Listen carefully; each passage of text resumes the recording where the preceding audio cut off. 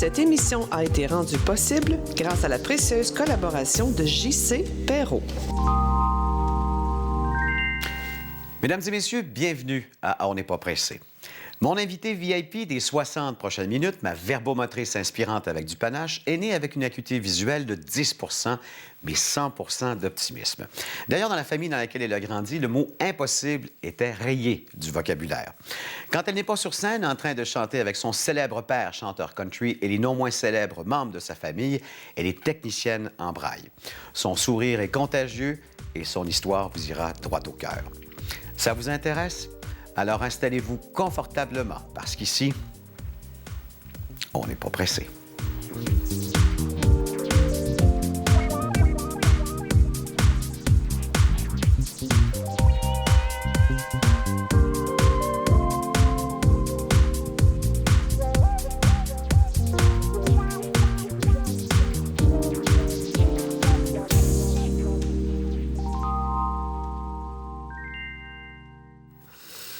Cathy Darèche, merci d'avoir accepté mon invitation. Ça me fait tellement plaisir, Éric. Écoute, c'est réciproque. Je pense que toi et moi, notre vraie connexion, c'était il y a un an, lors du... Je pense que c'était la remise du disque platine de ton père, oui. donc Paul Darèche. Oui. Ça a été une connexion. C'est là, d'ailleurs, qu'on a fait une entrevue, toi et moi. Puis Oui. je me suis dit, cette fille-là, puis pourtant, ça fait quand même quelques années que je connais Cathy Darèche. Je me suis dit, mon Dieu, je la connais pas. Et à partir de ce moment-là, je me suis dit, un jour, quand j'aurai une tribune, je ferai une grande entrevue avec toi. Parce que ton histoire est vraiment très inspirante. Tu es une fille, et je l'ai dit, là, écoute, tu as été piquée avec l'aiguille de l'optimisme. Ah, je pense que oui, vraiment. Oui. Et ça rayonne autour de toi. Ça rayonne autour de moi. Je rayonne partout. C'est vrai. C'est important pour moi que le positif règne tout autour. Bon, les gens savent que tu es la fille à Paul. Ça c'est clair. Ça, c'est clair. Ça, c'est clair. Oui. Ce qu'ils connaissent un peu moins, c'est la personne en dessous. Exactement. Et je pense que c'est cette personne-là que je vais tenter de faire rayonner au cours de cette émission-là, parce que vraiment, comme je l'ai dit, moi, en tout cas, moi, tu m'as bien impressionné, ma belle Katia. Bien, merci, Éric. Tu vas avoir 40 ans cette année, tu le prends comment? Je te passerai d'un peu. Non, mais tu vois, là, c'est une belle occasion de faire un party, une grosse fête. Tu sais, c'est un chiffre rond, c'est un beau chiffre, 40, là. Alors, c'est une belle occasion. Moi, je veux fêter ça en grand. Puis, tu sais, là, quand je vais avoir 40 ans, je vais être transformée, je vais avoir fait plein de choses. On va en parler plus tard. Oui. Donc, je ne sais pas comment je vais être à 40 ans, tu vois. Ça va être... c'est de l'inconnu de l'autre côté de mon voyage. Alors, à 40 ans, là, je vais avoir plein de raisons de fêter. Alors... excuse-moi le mot, mais check le party. De toute façon, les Darèche, tout est prétexte à fête. Oui, tout à fait. Je me souviens que quand, à un certain moment, tu me dis, bon, tu avais eu un gros accident, tu t'es retrouvé à l'hôpital, tu as failli mourir. Ouais. Écoute, le party est arrivé dans la chambre à un moment donné. Oui, à tous les soirs, c'était ça. Puis le personnel infirmier trouvait ça très rock'n'roll de nous contrôler. Parce que moi, ça me faisait du bien. Ça me faisait du bien, puis c'est encore comme ça. Puis mon amoureux, il trouve ça très... Même parfois, quand je me file pas bien, puis je veux toujours avoir du monde autour, il dit « T'es sûr que ça te fatigue pas? » Non, ça me fait du bien au moral, ça me fait du bien au cœur, ça me remplit. La tristesse peut être là, mais en même temps, il y a moyen de changer, j'imagine, l'émotion. La tristesse peut être là, mais justement, il y a moyen d'altérer, de remplacer par une émotion joyeuse, parce que si on donne toute la place à la tristesse, t'imagines comment c'est déprimant. C'est vrai. Alors, moi, je voulais avoir de la joie tout le tour. J'apprenais des chansons. Je voulais apprendre la guitare, puis tu sais qu'avant l'accident, mon père refusait que j'apprenne la guitare pour ne pas altérer la sensibilité au bout des doigts. Il voulait pas que tu aies de la corne au bout des doigts. Il voulait pas que j'aie de corne au bout des doigts. Parce qu'effectivement, si tu as de la corne, tu peux plus lire le bras, c'est ça? Ça lit moins bien. Disons que les points sont moins piquants, hein? Sont moins faciles à sentir. On les sent moins, disons. On les sent un petit peu moins. Oui. Et puis au début, il les refusait catégoriquement. Puis là, quand j'étais à l'hôpital, je me suis dit, je pense que je pourrais lui demander la lune, puis il me la donnerait. Alors c'est le temps. Go, Kat, demande-lui. C'est lui qui t'a donné une guitare à ce moment-là? Il m'a donné une guitare. Il m'en a donné deux, en fait. Une classique, puis une acoustique. Puis il a commencé à m'apprendre à jouer la guitare. Puis on accotait la guitare sur les broches qui me tenaient le bassin, puis on jouait de la guitare, comprends-tu? C'était ça, là. Peut-être pour revenir par rapport à ton acuité visuelle. Oui. T'es née comme ça, toi? Oui, je suis née comme ça. C'est mon nerf optique qui s'est mal développé. Et on appelle ça comment, déjà? On appelle ça hypoplasie du nerf optique. Donc, la vision que tu as aujourd'hui, ça a toujours été la même vision? Ça a toujours été la même. Quand on est avec cette incapacité visuelle-là au départ, est-ce que ça fait de nous tout de suite quelqu'un à part? Ben oui, au début, là. Surtout que quand on est petit, hein, les enfants ont tendance à cataloguer vite, là. Oui, c'est vrai. Donc, au début, c'est petit aveugle, là. Puis, es-tu aveugle? Ah! Donc, ça classe un petit peu dans une classe à part. Mais c'est pas long, là, moi, quand j'ai réalisé que, je veux dire, je pouvais être intéressante, puis me rendre intéressante, puis être aimable et aimée, ça n'a pas été long que je me suis intégrée. Mais c'est sûr qu'au début, avant de réaliser que, bon, regarde, t'as qu'à faire ta place. Mais avant de faire ce déclic, c'est difficile au début. Puis à un moment donné, tu choisis. Moi, j'ai toujours dit ça dans ma vie. J'ai toujours dit, tu as le choix. Ou bien tu t'écrases puis tu pleures, ou bien tu te lèves debout puis tu fonces. Puis moi, j'ai choisi la deuxième option tout le temps. Ça, c'est de famille, je pense, hein? Oui, je pense que oui. Chez les Darèche, quand on a vu que la petite Katia, la petite dernière, avait ce problème visuel-là, est-ce qu'on l'a détecté dès le début ou ça a dû prendre quelques temps, j'imagine? Bien, j'étais petite, là, bébé, là, pas quelques mois, je pense, quand ils l'ont détecté. Comment ils ont pris ça, eux autres? C'était difficile. Pour mes parents, là, ça a été très difficile. Mais je pense qu'ils ont cherché des ressources tout de suite pour les aider, puis ils sont entrés en contact avec l'Institut Nazareth et Louis Braille, où je travaille maintenant. C'est vrai. Et puis, ils les ont aidés tout de suite. Et puis moi, quand je suis arrivée, ils étaient déjà bien outillés pour m'apprendre à foncer avec la condition dans laquelle j'allais être. Hein. Puis, j'ai eu des outils tout de suite. Puis j'ai été catapultée dans le monde. J'ai dû être pensionnaire pendant des années, donc j'ai été loin d'eux pendant longtemps. Puis, ça a dû développer ton autonomie. Oui, vraiment. Puis là, quand c'est pas tes parents qui te montrent, qui t'apprennent les choses, puis que tu es loin d'eux pendant toute la semaine, t'as pas le choix. Ouais. Tu apprends... Ça coupe le cordon sec, là. C'est pas le couper avec un petit ciseau, là, c'est le couper avec une scie, là, mais en tout cas, avec une hache. Une hache, là, ouais. Mais quand même, encore là, j'ai décidé de foncer, tu sais. Et à quel moment est-ce que tu as commencé à réaliser que ta famille était une famille artistique, showbiz? Bien, justement, quand je suis sortie de chez moi, parce que, tu sais, pour moi, chez nous, c'était normal. Il y avait des artistes qui se tenaient chez moi. Tu sais, mon père invitait les Patrick Normand et les France Castel de ce monde et tout ça. Tu sais, ça tenait chez moi. Donc, pour moi, c'était normal, des artistes, des comédiens chez nous. Puis mais là, quand je suis sortie, puis là, « Hey, t'es la fille à Paul Darèche. Paul Darèche, c'est ton père. » Puis là, je fais, « Mon Dieu, tout le monde le connaît. » Là, j'ai réalisé que, waouh, c'est quelque chose. Mais puis en plus, à l'école, mes amis, ils aimaient beaucoup mon père, ils écoutaient sa musique. Puis, fait que je me suis dit, oh, wow, c'est un beau cadeau, c'est un bel héritage que j'ai là, moi, dans puis toi, ma famille. tu chantais, non? Je m'amusais, je savais toutes les chansons de ma famille. Je chantais avec mon père dans tous nos parties de salon. On chantait tout le temps. Mais pas sur scène. Ça a pris des années. Ça a pris des années parce que j'étais petite au début, là, de toute façon. Puis il faisait carrière avec sa sœur Julie. Quand moi, j'étais petite, c'était Julie et ses musiciens ou Julie et Paul Darèche. Oui. Quand j'étais petite. Et puis ensuite, ils ont fait chacun leur carrière. Donc, il y avait Paul, Julie et Danny Darèche qui faisaient carrière séparément. Puis moi, je suis arrivée, j'ai décidé de commencer à vouloir chanter en 1989. Et puis là, j'ai commencé un petit peu toute seule, mais mon père m'a rapidement prise sous son aile. Et puis là, on a commencé à chanter en duo à partir de 89. Donc là, jusqu'en 90, là, on a fait un an comme ça en duo, là, un peu partout. Puis là, on a commencé à recevoir des propositions pour chanter en famille. Et puis c'est comme ça qu'est né le projet du disque de Noël, le premier album « À vous tous pour le temps des fêtes » qu'on a fait. Ça, c'était en quoi, en 1991? 91. Oui. Donc ça a été le premier. Il n'y avait pas eu un spécial télé aussi? C'est ça, oui, qui accompagnait cet album-là. Sais-tu que je travaillais là-dessus, moi, à l'époque? Pour vrai? Oui, j'étais avec Pierre Laberge, j'étais son bruiteur sur cette émission-là. Pour vrai? Oui! Ah, ben... C'est drôle quand même. J'en reviens pas, C'est drôle. Mais entre ça, tu as eu un enfant à 22 ans? Moi, en 95, j'ai eu mon fils en 95. Bien après le spécial de Noël. Et puis même à ce moment-là, je chantais... à ce moment-là, je chantais beaucoup... Non, je chantais pas mal encore. Oui, c'est vrai, je chantais beaucoup. Puis c'est la grossesse qui m'a ralenti. Mais oui. Quelle sorte de mère on est auprès d'un enfant quand on a la condition qu'on a? Est-ce que ça fait de toi le même genre de mère que n'importe qui d'autre? Oui, mais toute une mère. Parce que moi, tout d'abord, j'avais jamais gardé d'enfants. Je m'étais jamais occupée de d'autres enfants que du mien. Donc, j'ai eu tout à apprendre. Tu sais, là, pour moi, là, c'était wow, SOS, maman, là, ça, j'avoue. Tout était nouveau.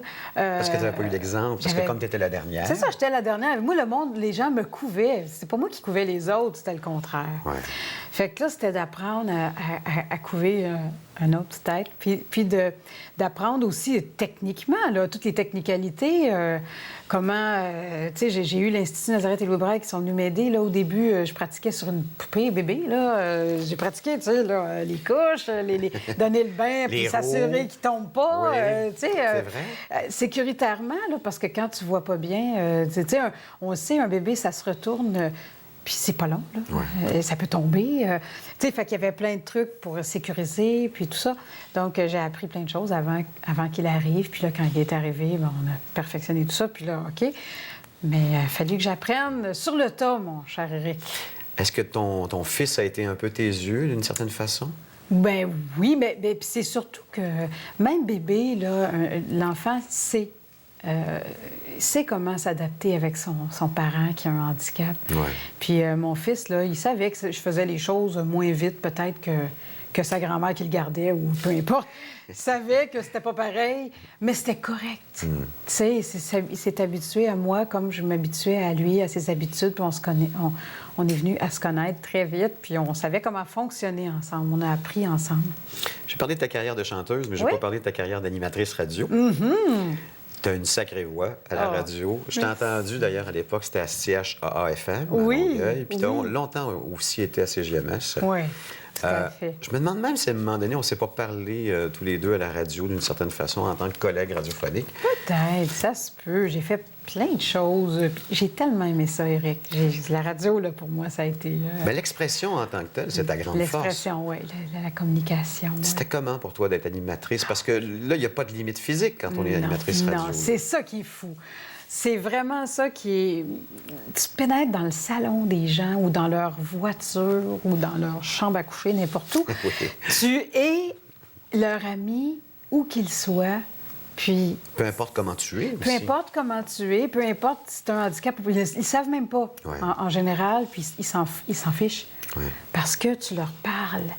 Tu parles à leur intérieur, et tu deviens vite leur ami. Puis moi, ça me touchait beaucoup parce que moi, je répondais aux appels des gens. C'était pas juste de présenter une chanson après l'autre, là, c'était de leur parler. Puis de voir à quel point ils se confiaient en réalité à une pure inconnue, là. C'est fou, mais c'est la proximité que donne la radio.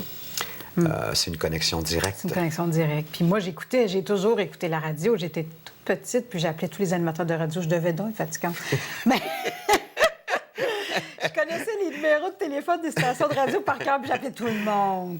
J'étais quelque chose. Parce que ton monde, c'était bien sûr... C'était ça. C'est ça. Mais oui, c'était ça, puis c'est encore ça. Bien, j'appelle pas tout le monde, là, c'est pas ça. Mais je veux dire, j'écoute la radio beaucoup. Et puis, pour moi, c'est quelque chose. Puis j'aime écouter quand il y a de l'animation, quand il y a de la présence en ondes. Toi, tu ressens dans les voix, donc. Tout à fait. Puis j'étais donc déçue quand j'avais l'impression que la personne avait donc l'air fine, puis que finalement, je lui parlais, puis qu'elle était pas fine. Elle m'envoyait promener. Là, c'était « Oh, mon Dieu, moi, je ferais pas ça! » Est-ce que la voix dit tout?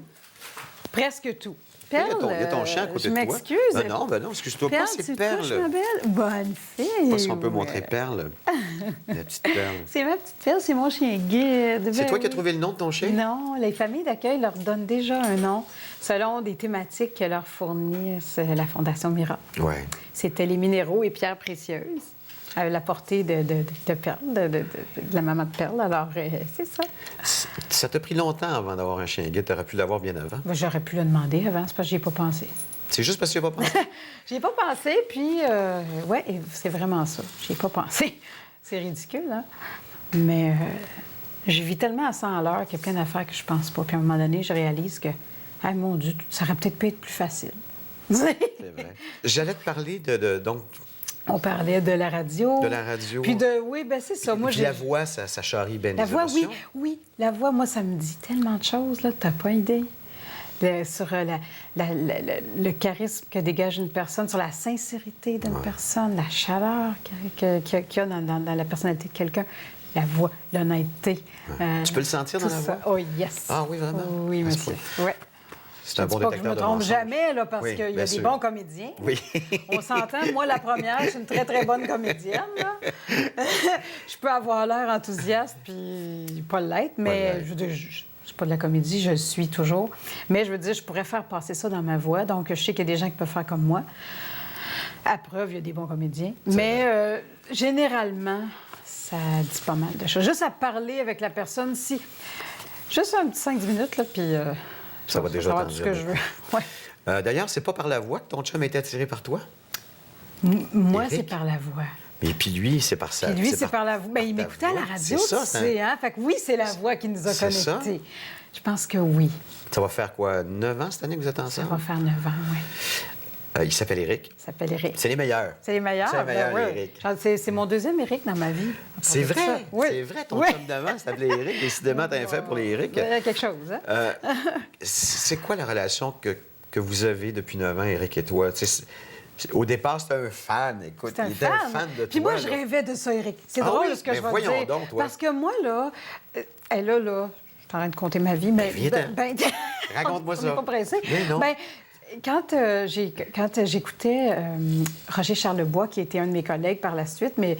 Qui est un animateur radio. Qui est un animateur radio. Ouais. Ben, quand je l'écoutais à la radio vers l'âge de 13-14 ans. Puis j'ai été un petit peu secrètement amoureuse de lui. Ah tu sais, oui? Un petit peu. Puis il était beaucoup, beaucoup, beaucoup plus âgé. Mais moi, j'ai souvent été un petit peu amourachée de plus vieux que moi ou d'animateurs un petit peu aussi. Puis, mais à un moment donné, je me disais, moi, j'aimerais ça qu'un auditeur tombe fou amoureux de moi. Je trouverais ça tellement romantique. Bien, c'est arrivé. C'est arrivé parce qu'Éric, il m'écoutait à la radio, puis je le savais pas du tout. Là, il m'a appelé à un moment donné parce que j'ai fait jouer une chanson qu'il aimait beaucoup. Puis il voulait absolument savoir qui chantait ça, puis il voulait se procurer l'album. Donc, il a fallu qu'il m'appelle. Puis il n'a pas été... il a pas été cogné à ta porte. Oui, il a été cogné à ma porte, mais après qu'on se soit parlé quand même quelques fois, là. Et c'est comme ça que ça a parti. Bien, ça a parti comme ça à CGMS, en lui donnant le titre de la chanson. Puis là, ben moi, je suis pas folle, tu sais. Il voulait... L'album se vendait pas au Québec, alors il m'a fait faire des recherches. J'ai dit, écoute, la chanteuse, elle vient de la Nouvelle-Zélande. Fait qu'il faut commander ça par Internet. Lui, il n'y avait pas Internet. Et puis là, ben j'ai dit, regarde, moi, je peux te le commander, puis tu viendras le chercher. Hein? On va se rencontrer en même temps. Et c'est comme ça que ça C'est a comme parti. ça que ça a parti. Et ça va faire 9 ans cette année. Oui. Si tu le permets, on va aller au prochain bloc, ma belle Katia. Bien sûr. On continue, puis on n'est vraiment pas pressé.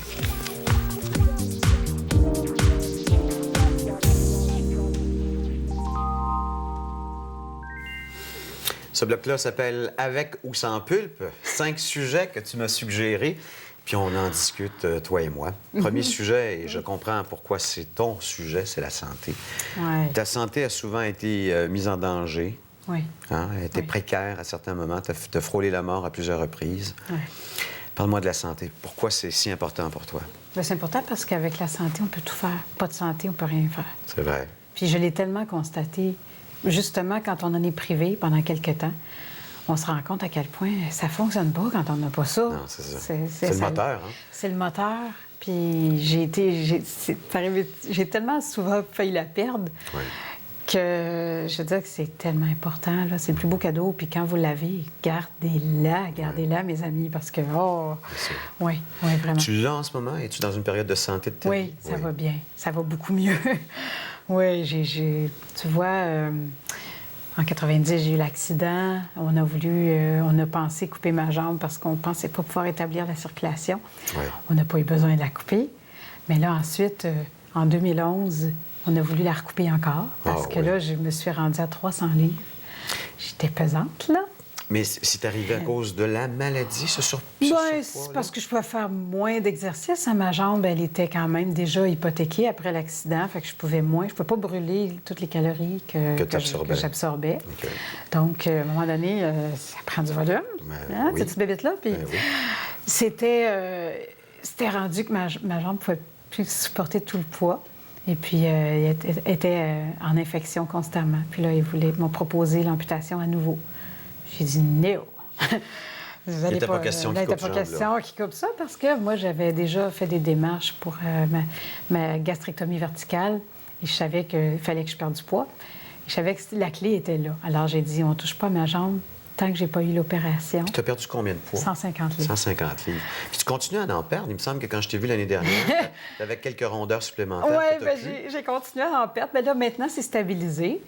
Et puis là, je reste stable maintenant. Mais c'est le plus beau cadeau que je me suis fait, cette chirurgie-là. Là.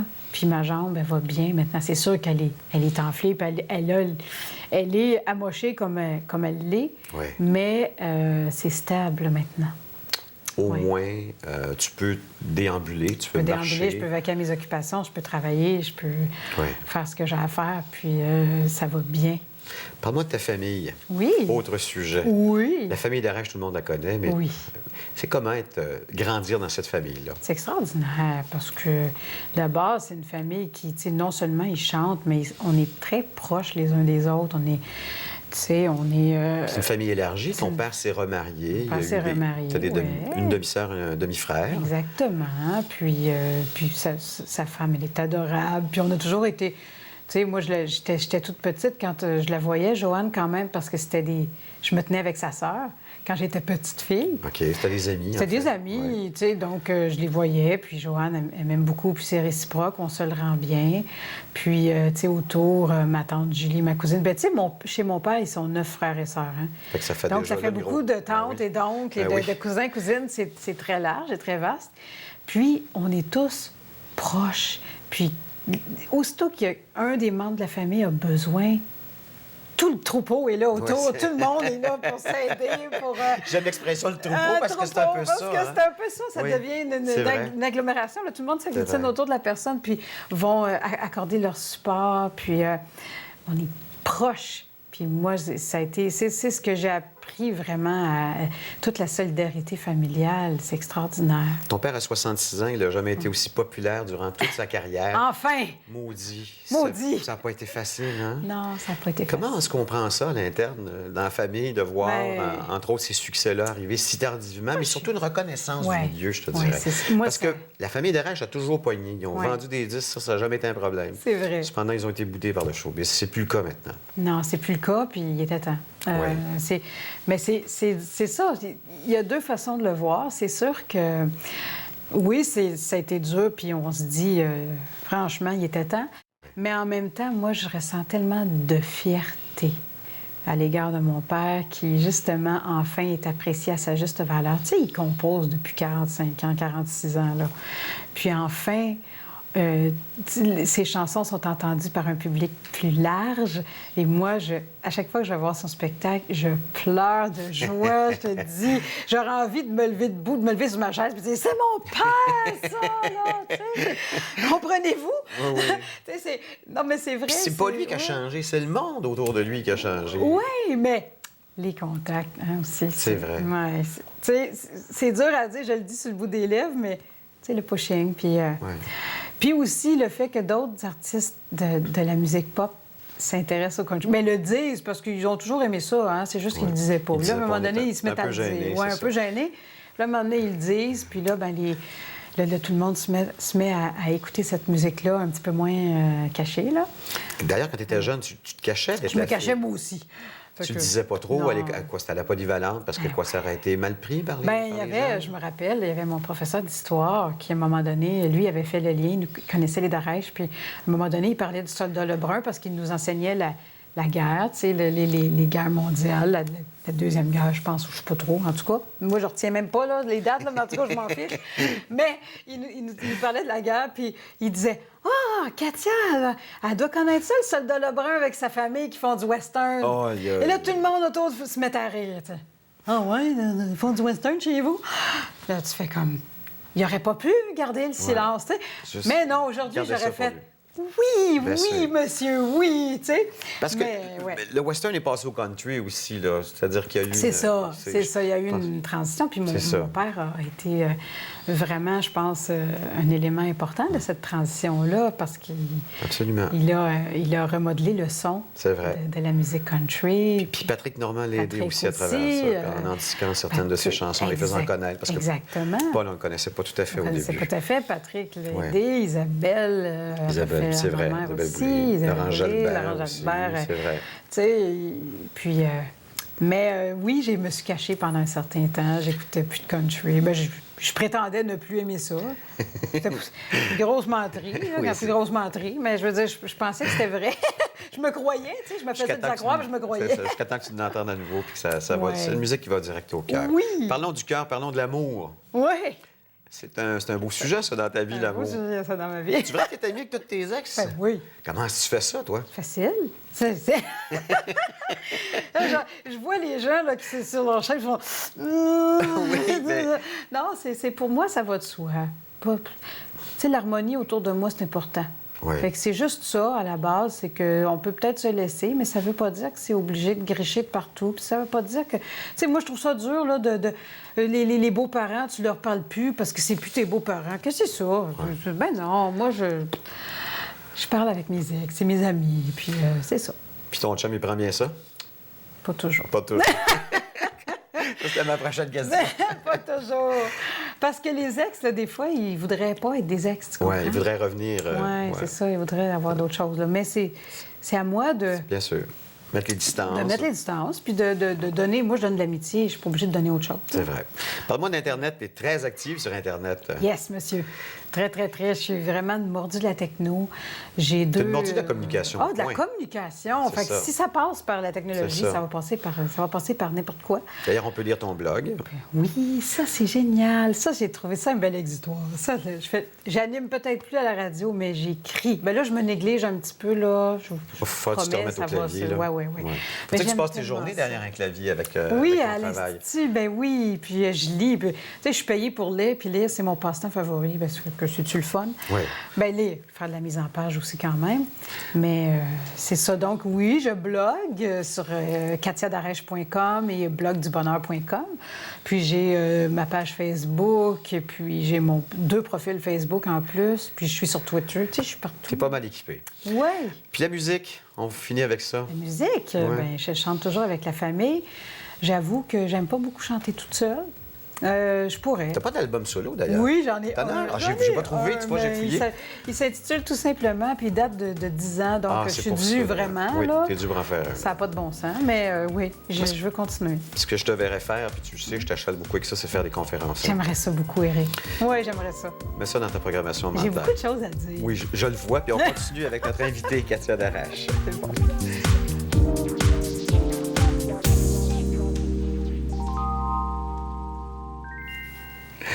On est quasiment rendu à moitié de l'émission, ça passe vite, hein? Mon Dieu, ça va très vite. C'est pour ça que ça prend au moins 60 minutes si on va avoir une vraie conversation avec Ouais. quelqu'un quand on reçoit ici en studio. Surtout avec un placoteur ou une placoteuse comme moi. là, hein, D'ailleurs, je te dirais que ce que j'aime, bien sûr, de mes invités, c'est ça. Ça me prend quelqu'un qui me fait des grandes phrases, tu comprends? Oui. Parce que tu me dis oui puis non, 60 minutes, ça va être longtemps pour moi. Là. Ouais, hein, tu vas pleurer devant Et la je vais caméra. pleurer, je vais me mettre en boule ici en studio. Donc, le blog s'appelle Du jus, s'il vous plaît. Je vais t'en donner. 3 moments cruciaux dans ta vie. Tu en as eu tellement. C'était un choix Ouais, je suis difficile, plus là. difficile à faire, mais on va d'abord commencer avec...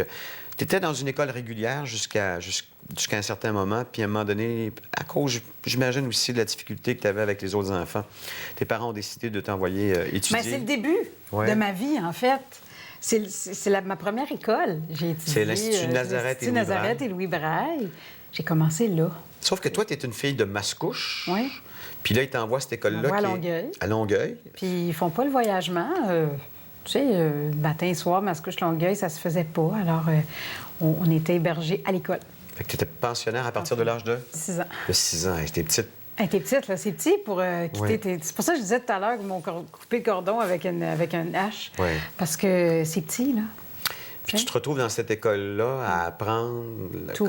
le monde extérieur, à apprendre comment communiquer et à comment t'insérer dans la société. Oui, c'est un peu vraiment ça. Une chance, c'était tous des non-voyants comme moi, mais quand même que je connaissais ni d'Ève ni d'Adam. Puis, tu sais, puis il y avait les éducateurs aussi, apprendre à vivre avec les éducateurs, apprendre toutes les petites règles de comment on vit en groupe, puis qu'il n'y avait pas juste moi. Tu sais, chez nous, il y avait juste moi, là, j'étais... C'est ça. J'étais dans mon petit cocon, j'étais surprotégée de toutes parts, j'étais couvée, tu sais, puis il y avait mon frère, oui, mais mon frère, il était porté un petit peu assez effacé, je pense. Ton frère aîné? Oui, mon frère aîné, Mathieu, il était... Puis, soit qu'il était porté assez effacé ou qu'on me donnait juste peut-être un petit peu plus d'attention, je sais pas trop, mais une chose certaine, c'est qu'il faisait pas beaucoup de bruit à mes côtés. Fait que là, j'arrive là-bas à l'école, puis c'est tout le monde, il faut que j'apprenne, là. Il y a combien d'élèves dans cette école-là? Bien, on est peut-être, je sais pas, on devait être une 60aine, mais dans le module où je suis, on est peut-être une 15aine, là. 15-20, puis là, ben C'est 14 de plus que tu étais avant. c'est ça. Fait que faut penser, faut que tout le monde ait son temps, faut que... Puis il faut que... Oui, je m'ennuie de mes parents, mais regarde, tu vas les voir vendredi, puis... C'est comme ça. Puis en attendant, bien, t'apprends à lire, t'apprends à écrire. Puis là, je me rends compte que je suis bonne. Alors là, je cumule les succès. Puis toi, tu veux être aimée, en plus. Oui, je veux être aimée. Moi, je veux que mes parents soient fiers, puis je veux être fière de moi, puis je veux que les profs m'aiment. Je m'ennuie assez. Si au moins le monde m'aime, ça va être moins pire, ça. Fait que c'est ce qui arrive. Je deviens comme le chouchou de tout le monde parce que je suis bonne. Puis là, je me dis, bon, OK, c'est ça la clé pour être aimée, parfait. Let's go. Fait que t'as passé par là. Oui. T'as étudié là combien de temps à Nazareth? 6 ans, parce que j'ai sauté ma 6e année. J'avais fini le programme de 5e. On était rendu en janvier. Fait que là, ça allait trop vite, là. Fait que mon T'étais frère, trop bonne à l'école? Trop bonne à l'école. Mais tu sais, on était des petites classes. Fait que les professeurs avaient tellement de temps à nous accorder que moi, en tout cas, comme j'apprenais vite, puis qu'il y avait plein de temps pour moi, bien, j'avançais trop vite. Fait que là, j'ai fait la 6e année en même temps que la 5e. Donc, j'ai étudié 6 ans là-bas. T'as fait toutes tes études là-bas? Primaire et secondaire 1. Puis ensuite? Ensuite, pow! On me catapulte à la polyvalente. Deuxième coup deuxième catapulte. Un coup de 2 par 4 dans le front, Oui. T'es capable, hein? T'es bonne, t'es fine, t'es capable. Et puis là, bien là, c'est autre chose. Il fallait que j'apprenne aussi à lire l'écriture régulière parce qu'au début, j'étudiais en braille. C'est comment apprendre le braille? Bien, c'est la première chose que j'ai apprise. C'est-tu comme apprendre des accords? Est-ce qu'il y a une... C'est comme apprendre à écrire comme toi, t'as appris à écrire. Là, moi, j'ai appris comme ça. Comme apprendre une langue ou, je sais pas, apprendre... Mais c'était le premier média que j'apprenais, donc c'était facile. Mais là, après ça, j'arrive, puis là, bon, comme je vois un peu, bien, je pouvais lire en gros caractères à l'aide d'une télévisionneuse, qu'on appelle. Et puis là, ben OK, je lisais les livres que tout le monde avait, puis j'ai appris à écrire comme tout le monde avec cet appareil-là. Puis, fait que là, j'apprends les symboles mathématiques, ça a l'air de quoi? Les lettres, ça a l'air de quoi? Parce que t'as jamais vu ces choses-là avant. Jamais vu ces choses-là avant. Fait que là, non seulement j'étudie, mais j'apprends le langage aussi, là. Ça, c'est des choses qu'on apprend d'habitude au primaire, mais toi, tu l'apprends. Moi, j'ai appris au secondaire. Secondaire 2, là. Donc, de là, la difficulté supplémentaire, on va dire. Supplémentaire, puis avec tous des voyants, avec des gens qui voient parfaitement, puis avec une polyvalente, donc on est nombreux. Oui. Puis là, ben là, tu apprends à voir les petits baveux, les petits... tu apprends tout ça, là. Les gens tu fais ton espace.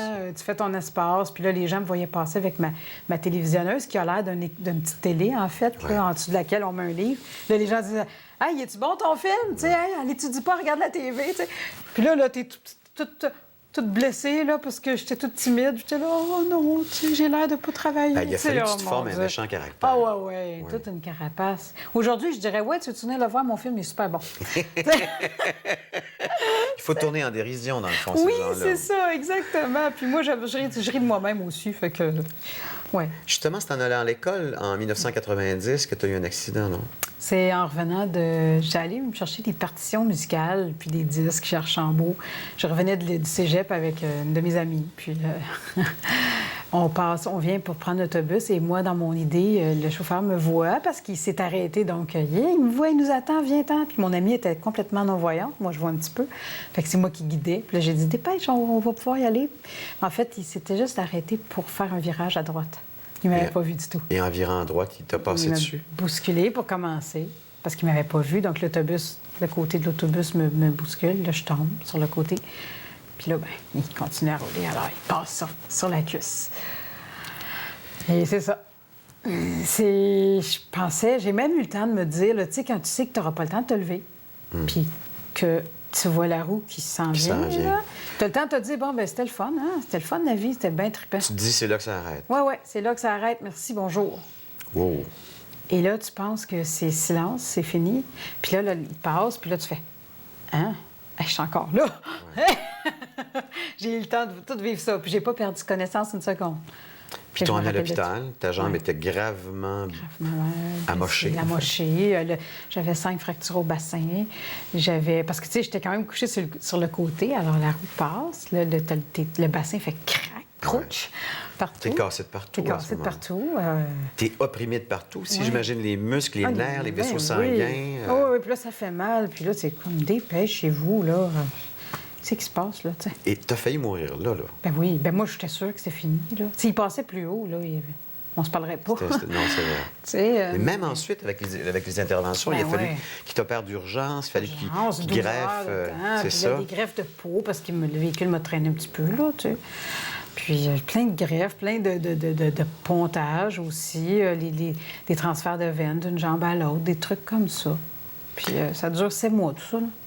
Puis tu es immobilisé dans un lit. Dans un lit pendant 8 semaines, sur le dos, puis là, ben quand ils veulent te lever, puis tu as passé un rayon X, ils te lèvent, ils se mettent à plusieurs pour te lever pour pas que tu craques de partout. Ça fait quoi un enfant? Parce que tu es une enfant à ce moment-là. Oui, j'ai 16 ans à ce moment-là. 16 ans. Ça fait quoi une enfant d'avoir on va dire, cette épreuve supplémentaire-là? Bien, ça donne un coup, mais je pense que c'est là que j'ai fait mes choix dans la vie. Je pense, bien là, avant aussi, mais là, vraiment, consciemment, là, à me dire, OK, regarde, si tu déprimes, là, puis que tu t'écrases ici, là, tu vas être en chaise roulante toute ta vie, puis tu feras rien. Si tu décides que toi, tu veux remarcher, puis que tu vas foncer, bien, c'est toi qui vas gagner. Fait que tu gagnes-tu cette bataille-là ou pas? Puis la réponse, c'était oui. Alors, les médecins disaient, mais là, fais-toi pas d'idée, là, tu pourras peut-être plus remarcher. Non, non, non, non, c'est parce que tu sais pas à qui t'as affaire. C'est ça. Wow! Et puis, Ça a été combien de temps de physio? Ça a été, en fait, un bon 5-6 mois de physio, là, parce qu'au début, c'était des opérations, mais après, là, ça a été 5-6 mois de réadaptation, là. Puis depuis ce temps-là, tu marches, mais tu marches moins Je bien marche que tu pas longtemps, marchais. je marche C'est moins ça. bien un peu, mais C'est ça. je marche quand même. C'est un petit peu moins d'équilibre, mais on fonce. Le troisième moment qui a changé ta vie, puis on en a glissé un mot, c'est de t'être retrouvé en radio. Je pense que c'était un naturel pour toi. Oui. Oh oui, j'ai C'est arrivé comment, justement, quelqu'un pense à toi, fasse un lien entre toi et la radio? Il y a une animatrice country à CHFM qui m'a invitée à passer une entrevue pour ma carrière de chanteuse. Puis là, on a passé une petite demi-heure ensemble, puis elle me dit, Katia, je te verrais tellement faire de la radio. Puis moi, comme je te dis, j'écoutais déjà la radio depuis l'enfance. Donc, tu étais un peu formé. J'étais un peu... Puis je dis, oh, ça serait tellement mon rêve. Puis dis-moi comment on fait. Puis dis-moi par où il faut passer. Puis elle me dit, t'as qu'à soumettre un projet d'émission. Puis là, bien, finalement, il y avait une petite place. Moi, j'écoutais beaucoup de country américain. J'étais ferrée là-dedans. Et puis, il y avait une animatrice qui avait commencé à faire une émission là-bas, puis elle a lâché sans prévenir. Donc, il y avait un trou, là, quand j'ai rencontré la directrice des programmes le lundi, puis elle m'a appelé comme le lendemain ou le surlendemain, elle dit, Katia, serais-tu prête à commencer samedi? Ça s'est fait très, très vite. Puis tu n'avais jamais fait réellement J'avais jamais fait de radio, là. J'ai appris sur le tas comme ça, mais je l'ai tellement écouté que j'ai appris très vite et bien, là. Mais oui, ça a commencé bing bang, mais j'ai tellement adoré. Puis à CGMS, là, j'étais là pendant 9 ans. Donc là, à partir de là, j'ai goûté à tout. J'ai côtoyé plein de grands noms.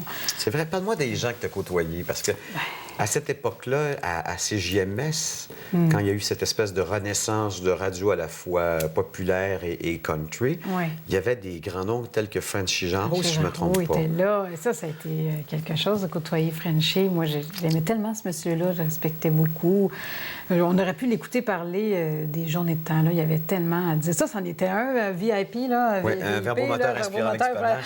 Oh, oui, vraiment. Puis Georges Whelan, qui était là, que j'entendais annoncer plein de choses quand j'étais tout petite. Puis il était là avec sa belle voix FM. Hein? Puis Jean Desmond, qui était là. Tu sais, plein de Serge Plaisance. Moi, je l'écoutais à C'est quoi? J'étais toute petite. Puis là, il était mon directeur des programmes à un moment donné, tu sais. Qu'est-ce que ces gens-là t'ont donné? Parce qu'on a des échanges qu'on donne quand on a des collègues de radio comme ça. Bien, ils m'ont donné beaucoup de confiance en moi. Parce que quand ces gens-là te disent, hey, la petite, t'es bonne, puis... Tu sais, quand eux te disent ça, là, tu te dis, wow, quelque part, ça doit être vrai. Là, fais-toi confiance, puis fonce, là, parce que, tu sais... Le plus beau moment et le pire moment de ces années de radio, ça a été quoi? Bon, le pire moment, c'était de voir un petit peu péricliter la station où j'étais. Je trouvais ça triste parce qu'il y avait tellement de potentiel. C'est la fin du AM qui a précipité sa fin. Oui, c'est ça. Puis c'est sûr que moi, j'étais passionnée du country, puis je voulais que ça marche. Puis évidemment, ben c'était de voir péricliter tout ça. Puis le meilleur moment, ben il y en a eu tellement. Ben c'était... Je pense que moi, ce que je trouvais le plus extraordinaire, c'était le lien que j'ai créé avec l'auditoire. Pour moi, là, ça, c'était... Moi, j'avais des émissions de confidence, des émissions... Je faisais beaucoup de place aux auditeurs, puis je créais des retrouvailles, je créais des choses. Moi, j'aimais ça. Des moments, des émotions. Des moments, des émotions. Des fois, je demandais à prendre l'antenne quand il n'y avait personne, là, juste pour faire un... Ah, il y a quelqu'un! C'était ça, là. J'aimais ça, j'étais folle comme ça. T'sais. 3 citations qui te définissent. Enfin, c'est des phrases plus que des citations. Ouais, ben moi, je suis pas très... c'est ça, les phrases, je les invente moi-même parce que dans ma vie, c'est ça. Puis je pense que moi, ce que je dis toujours, c'est que je vis ma vie d'un rêve à l'autre. Ça, c'est la première. C'est la première. Puis je dis que les rêves sont là pour être réalisés. Hein, puis... Tu te souviens ça par cœur? Oui, mais moi, je les ai écrits, je t'ai pondu ça comme ça, là. Mais c'est parce que c'est tellement mon... C'est ça dans ma vie. C'est comme ça que je vis. C'est mon mode de vie, dans le fond, ces 3 petites phrases-là. Je trouve que trop de gens n'ont pas de rêve.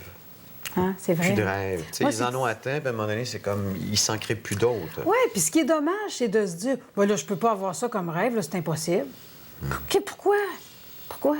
As-tu essayé? Oui. Hein? T'es allé voir comment tu pourrais faire pour le réaliser? Après ça, tu me diras que ça marche pas. Qu'est-ce que tu as réalisé de plus grand dans ta vie, selon toi? Ça s'en vient. C'est même pas arrivé encore. Non. Mais tous les rêves que j'ai eus, Éric, je les ai réalisés. Tout. J'ai voulu faire de la radio, j'en ai fait. J'ai voulu transcrire des livres, je le fais. J'ai voulu chanter, je le fais. Puis là, ben je veux voir mieux, puis je m'en vais le faire. C'est vrai, on va en jaser de ça, d'ailleurs. Oui. Dans le prochain bloc, si tu le permets, dernière de tes phrases, et chaque expérience nous apporte des outils.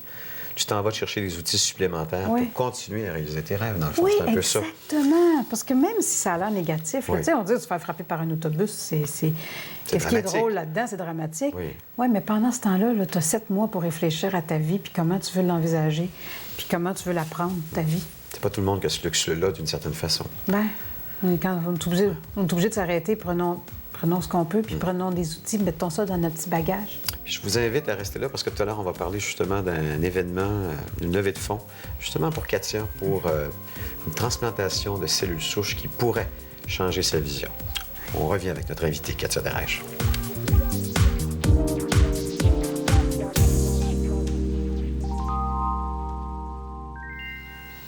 C'est le bloc On presse le citron, ma chère Katia. Bon, presse-moi. C'est à ce moment-là de l'émission où je pars d'un mot et je développe 10 questions que je pose en rafale à mes invités. Oh. J'ai exploré plusieurs pistes, puis je suis revenu aux yeux. Aux yeux parce que il y a tellement d'expressions qui ont le mot « yeux » dedans que je me suis dit, il y a peut-être une piste là, OK? OK. Les yeux du cœur. Oui. Hein? Chanson de Joey Boulet, puis on a souvent entendu ça. Oui. Première question, qu'est-ce que le cœur voit que les yeux ne voient pas toujours? Plein de choses. Comme? Plein de choses.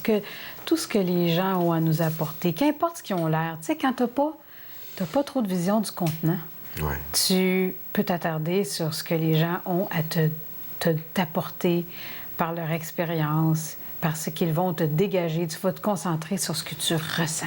Le cœur, c'est l'antenne. Moi, c'est mon antenne première. C'est vrai qu'on s'arrête à l'enveloppe physique quand les gens ont des différences ou quand les gens sont un peu hors normes. Là. Exactement. Alors que parle avec cette personne-là, assis-toi avec, puis parle-lui, puis tu peux apprendre tellement. Donc, moi, c'est le cœur, c'est mes yeux, ils sont là. Les enfants ont ça d'instinct. Oui. Hein? Ils ne s'arrêtent pas à l'enveloppe, eux autres. Exactement. On devrait tous garder cet aspect-là. Oui. L'autre de mes questions, lever les yeux au ciel. Hein? Oui. Tu l'as entendu, ça? Oui. En quoi ou en qui crois-tu? En moi. Je m'explique. Oui, c'est parce que ça a l'air un peu... non, on a le droit de croire en soi. Je me moi, là, mais non, c'est pas dans le sens de me, myself and I, c'est dans le sens... Je pense que moi, je crois en... Comme on dit, je crois que la puissance divine, entre guillemets, on l'a en soi. Et puis, simplement de croire en tout ce qu'on peut faire. Puis, je pense que la divinité, on l'a, tu l'as, je l'ai, puis tout le monde l'a. Fait que c'est pas en haut, puis d'un nuage, puis n'importe où. Moi, je pense, je parle à cet esprit divin-là en moi comme à mon meilleur ami. Puis, simplement, puis je me dis que je vais toujours réaliser tout ce que je veux parce que je vais y croire, puis je vais mettre tout ce que je peux pour que ça marche. On dit que l'enfer est en haut, puis le paradis... Non, le paradis est en haut, puis l'enfer est ici. Ouais. Dans le fond, c'est le contraire. Oui, le paradis est ici. Et c'est ici, le paradis. C'est ici, le paradis, c'est ici qu'on en profite, c'est maintenant. Oui. C'est pas hier, c'est pas demain. Demain, on reçoit lui-même, ça sera autre chose. Demain, ça sera notre présent de ce moment-là. C'est maintenant, tout de suite, ici. Avec les gens qu'on aime, avec notre santé, avec l'amour qu'on peut donner tout autour, puis qu'on reçoit, avec tous les petits bonheurs, même tout petits. On en fait des grands avec des petits bonheurs. C'est vrai. Oui. Mais moi, je dis que les bonheurs, c'est des virgules de la vie. Hein? Oui, c'est vrai, j'aime ça. C'est pas des grosses affaires, des fois. Là. Mais non. Puis même souvent, comment je te dirais, on peut vivre l'extraordinaire dans l'ordinaire. Oui, si on sait l'apprécier. exactement. Oui, c'est ça, faire des grands bonheurs avec des petits. C'est ça. Moi, là, je pleure de joie pour un rien, là. Justement, j'aurais une question là-dessus. Oui. Bon pied, bon oeil. Tu as ni un ni l'autre. Qu'est-ce que tu as en échange? Parce que j'ai en échange, j'ai un bon cœur. J'ai une joie de vivre pour la planète entière. J'ai des oreilles extraordinaires. Des oreilles absolues. Dans la musique, pour vrai, j'ai l'oreille absolue, mais j'ai... Ah, tu l'as, ça? Oui. Ah, oui. Moi, j'ai ça pour vrai. Puis j'ai une bonne oreille pour écouter les gens aussi. Donc, j'ai plein de choses. Tu es une donneuse, hein? On Oh, le oui, sent. je donne beaucoup. Oh, je donne. Comment est-ce que tu fais, justement, pour pas trop donner? Parce que quelquefois, quand on Je est donne donneur, trop. ouais, tu donnes trop? Oui, oui. Ouais. Je donne trop des fois, puis je me mets à terre, puis après ça, je me relève. C'est pas grave. Mais j'ai appris, là. Je fais attention, mais pas toujours. Parce que quand on a un problème visuel comme toi, tu l'as, on doit nécessairement dépendre un peu des autres autour de Oui, soi. puis c'est pour ça qu'on donne beaucoup aussi. Ce rapport-là est fait, puis c'est parce que tu veux pas te retrouver tout seul aussi, non? Oui, mais aussi pour donner la gratitude aux gens qui nous aident. Tu sais, moi, j'ai pas le choix de demander de l'aide, puis j'haïs ça pour mourir. Ouais. Mais il faut en même temps démontrer à ceux qui ont la gentillesse de nous aider qu'on apprécie. C'est pas acquis. Ils sont pas obligés de nous aider, là. C'est vrai. Alors, moi, je donne beaucoup en gratitude aussi. Puis, tu sais, regarde, moi, je vais te donner autre chose. Toi, là, tu vas me donner ton bras ou tu vas me prêter tes yeux là, ou tu vas me faire un livre ou tu vas m'aider à aller faire mon épicerie. Mais moi, je vais te donner de mon temps, je vais te donner de mon écoute, je vais te donner de mon attention, je vais te donner des conseils, je vais tout te donner ce que je peux en échange. Avec mon chum, c'est ça aussi. Il me donne tellement, puis moi, je lui donne autre chose. Ne pas fermer l'œil de la nuit. Qu'est-ce qui te fait faire de l'insomnie? Oh, j'en fais tellement, Éric. Comment ça, tu me parles d'insomnie? Je ne te l'ai même pas écrit, mais... Non, c'est vrai? J'en fais trop. Pourquoi? À quoi tu penses dans ce temps-là? À tout. Si je me réveille, puis je dors pas dur, là, si je me réveille ici, ça part les petits hamsters là, dans la Fait que t'as combien de cocologie, roulettes là. dans la tête d'hamster? Des milliers. Des millions. milliers? Ah oui. C'est trop. Qu'est-ce que je vais faire aujourd'hui? Qu'est-ce que je vais faire? Qu'est-ce que ça va être quoi mes petits bonheurs de la journée? Qu'est-ce que je pourrais faire pour faire plus, faire mieux? Wow! Oui, hein? Ouais, c'est ça, là. Pourquoi Relax. veux-tu faire plus alors que ce que tu fais est déjà pas mal? Ben, tout d'un coup, il y a de quoi que j'aurais pas pensé que je pourrais Ouais. faire. C'est ça. Tu sais, c'est fou, hein? Puis tu penses à quoi? Est-ce que tu penses à ton fils qui est en appartement? Ben oui. Est-ce que tu penses à ton père qui est en spectacle? Ben oui, mon père, mon fils, mon chum. Ta mère. Ma mère, mon travail, les gens qui vont lire le livre que je suis en train de faire. Parle-moi-en du livre, justement. Ah oui, donc, t'as ouvert le sujet, là. Ben, j'en fais plein, hein? Oui. Ben, t'écris toujours, oui, c'est J'inscris vrai. à tous les jours. Je lis, c'est un livre après l'autre, donc il y a plein... C'est n'importe quoi. Tous les romans à la mode que vous entendez parler, vous lisez, ben nous, on a à les faire. Puis je fais même les menus des rôtisseries Saint-Hubert en braille. Fait que tu lis tout. Je fais n'importe quoi, n'importe C'est quoi. ta job, combien d'heures par jour? 7 heures par jour. C'est quand même beaucoup, là. Oui. Fait que tu lis et tu transcris en braille, c'est ça? Oui, c'est déjà tout informatisé, c'est scanné. Et puis, moi, je lis à l'informatique, mais il n'y a pas de mise en page. C'est tout dans un tapon. Là, finalement, c'est tout entassé. Puis moi, je dois reproduire ça comme le livre que vous tenez entre vos mains. Donc, tu as un ordinateur dans la tête, je comprends bien, à C'est force ça. de tout lire. C'est vraiment ça. C'est ça, hein? Oh oui, oui, oui. Ne pas avoir froid aux yeux, t'as entendu cette expression-là? Oui. De quoi t'as pas peur, toi?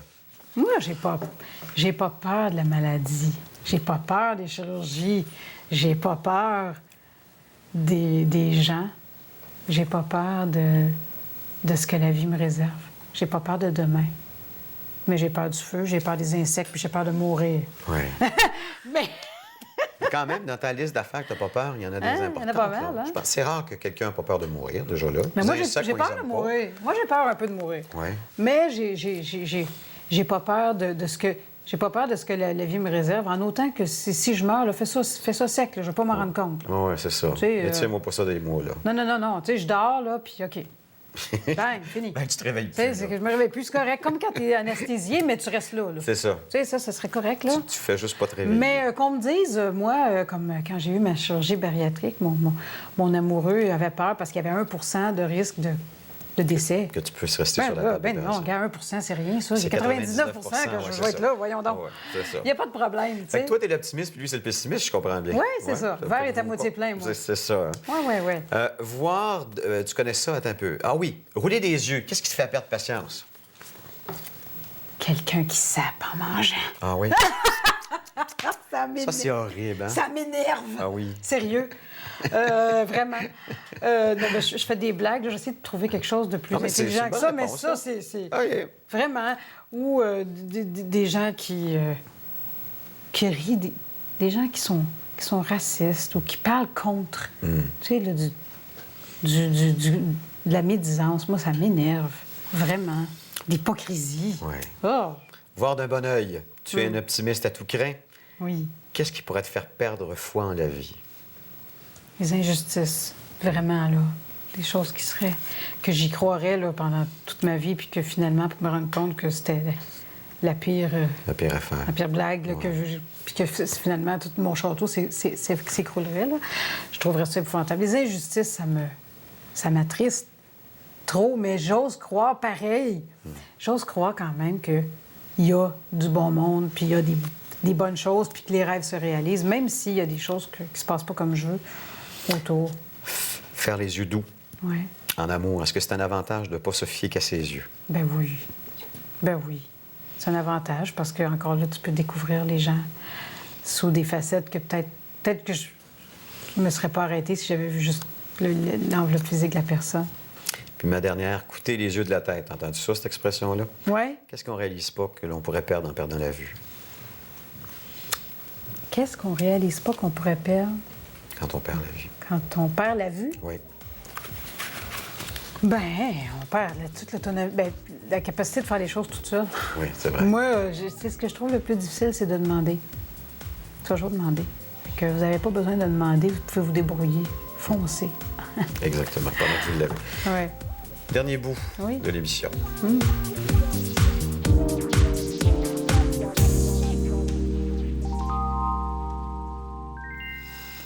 Katia, on en a parlé pendant l'émission, puis là, on va avoir le temps d'en jaser un peu. Il y a un spectacle, le bénéfice qui s'en vient, dans lequel on va essayer d'amasser de l'argent pour t'envoyer en Asie, pour avoir des injections de cellules souches, pour changer ta vision. Comment ça t'est venu, cette idée-là? En fait, c'est un article que j'ai lu dans une de nos revues Braille qu'on publie à l'Institut où je travaille. Et il y avait un article sur une petite fille qui allait subir, pas subir, mais recevoir ce traitement-là. Puis je me suis dit... Puis sa maladie de l'œil était très similaire à la mienne. Je me suis dit, oh, attends un peu, là. Je suis arrivée chez moi, puis là, on a tapé sur Internet « cellules souches, hypoplasie du nerf optique ». Et ça m'a amené exactement au même endroit que là où cette petite fille-là Tu avais fait ses recherches. Oui, exactement. Puis là, je me suis mis à faire mes recherches, à me documenter, à poser des questions à cette compagnie là-bas. Puis on nous répond en français en plus, alors c'était facile. Et puis j'ai renvoyé tout mon dossier médical et j'étais acceptée pour aller donc recevoir ces injections de cellules souches pour aider mon nerf optique à se régénérer. Parce que c'est ce que ça fait. Ça pourrait améliorer ta vision dans le meilleur des cas de combien? De combien de pourcents? On ne me dit pas de combien de pourcents. On parle d'une nette amélioration, mais c'est un taux de réussite de 84 %. Donc, il y a au moins une amélioration dans 84 des cas. C'est ça. C'est la première fois, je pense, dans ta vie que tu as ce genre de procédure-là qui pourrait changer ta vision. Oui, c'est la première fois. Puis je vais te dire que peu importe le pourcentage que je pourrais regagner. Tu sais, tout d'abord, en partant, là, il n'y a aucun risque pour moi, là. Je ne peux pas sortir de là puis être dans le noir total. Je ne peux pas perdre le 10 que j'ai. Il n'y a pas de risque. Donc, la pire chose qui pourrait arriver, c'est qu'il se passe rien. Rien, c'est que ça s'améliore C'est pas. que ça ne s'améliore pas. Alors, j'ai tout à gagner. Puis, en plus, les cellules souches, ça aide plein de parties du corps. Ça aide la circulation sanguine, ça aide à régénérer les tissus circulatoires, tout ça. Donc, ça peut aider ma jambe aussi. C'est vrai. Ça peut aider. C'est plein de 50 000 choses. par exemple. C'est 50 000 donc ça prend un gros spectacle. Où est-ce qu'on en est rendu là-dedans par rapport à ce Bien là, spectacle-là? on a...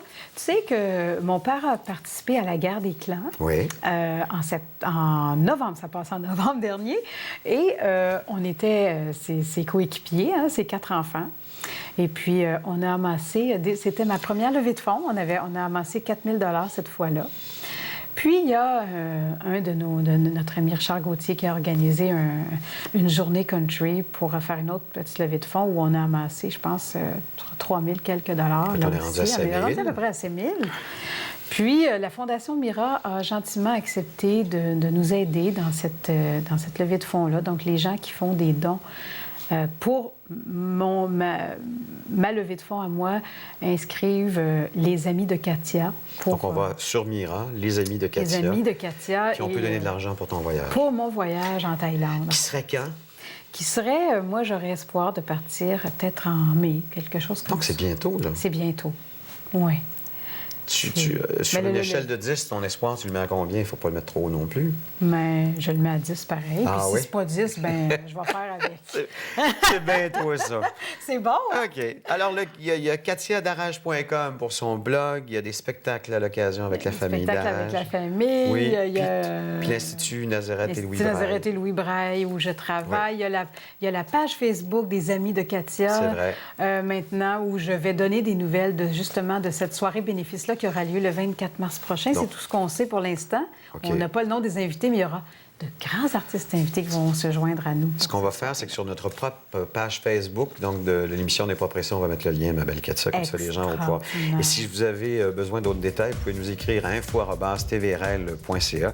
Je termine chacune de mes émissions avec une citation que je choisis personnalisée, là encore, avec mon invité. La citation que j'ai choisie pour toi, elle provient de l'écrivain et savant du 18e siècle, un Allemand qui avait pour nom Johann Wolfgang von Goethe. Hein? C'était un nom très, très, très allemand. Très allemand, oui. Mais écoute bien sa phrase. Il disait « Ce n'est pas assez de faire des pas qui doivent un jour conduire au but. Chaque pas en lui-même doit être un but qui nous porte en avant. » Et j'ai pensé... Et que j'aime ça. T'as dit ça? J'aime ça. J'ai pensé comme que ça pouvait te toucher, que ça pouvait Ça être me tout à touche. fait approprié pour Ça toi. me touche vraiment. Oui. Donne ta main ici. Oui. Merci, ma belle Katia.